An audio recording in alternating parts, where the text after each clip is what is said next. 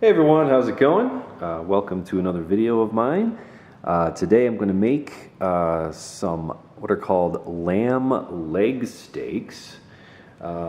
Basically it looks like it's just leg of lamb with a little chunk cut out of it, and obviously no bones or anything like that. This one in particular comes pre-packaged, and it's basically everything that I would put on it, rosemary, onion powder, salt, a little bit of garlic. It's all in the back here. Anyway, it came nice and pre-packaged. So what I'm going to do, since I'm unsure whether or not this has one of those, I'm not sure what they're called, but like preservative pads. If it has that back there, you definitely don't want to sous vide it, because what that can do is insulate it and prevent the heat from reaching the back side of the meat. So I'm just going to pop this in a new bag just in case. But these are just little steaks. So 135 for I think 3 hours should do the trick. As it turns out, this one did not have one of the pads underneath. It's all meat, so you technically could get away just throwing this in your circulator, no problem. Put it on dry because there's not a lot of moisture here. There we go, that's much better focus. Okay, let's take it over to the circulator, which we have at 135. Plop it in, and I will see you in about 3 hours. All done after 3 hours. And we just remove it, and then what we're going to do next is dry the meat off the best we can. What I'm going to do is place some ghee on this fat edge, and we're going to cook them fat side down first. Definitely want to get all that fat rendered. Put that on each piece, and what I'm going to do next is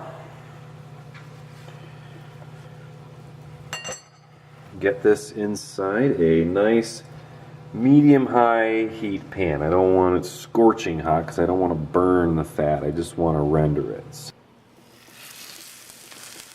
Like I said, medium hot, not scorching crazy hot.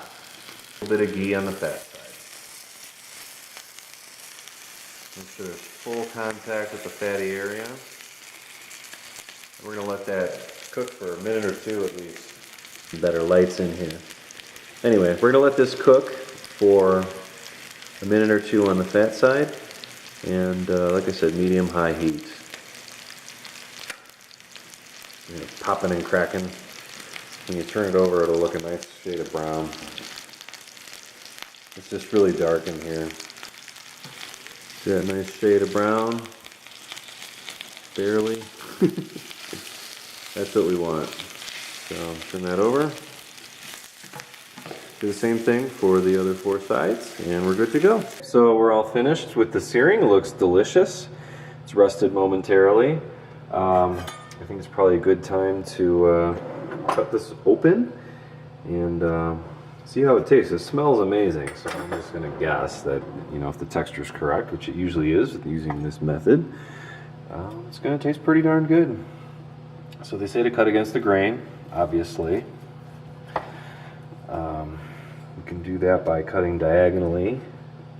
Wow, look at that. Beautiful, beautiful lamb. It's cooked perfect, edge to edge, as you can see. Very juicy, not dry at all, even though I seared it quite a bit. Let's take a little slice here and just see how it tastes. There we go, see that beautiful, beautiful lamb.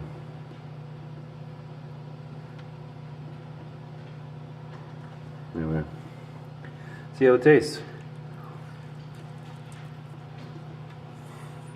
Mmm. Oh my.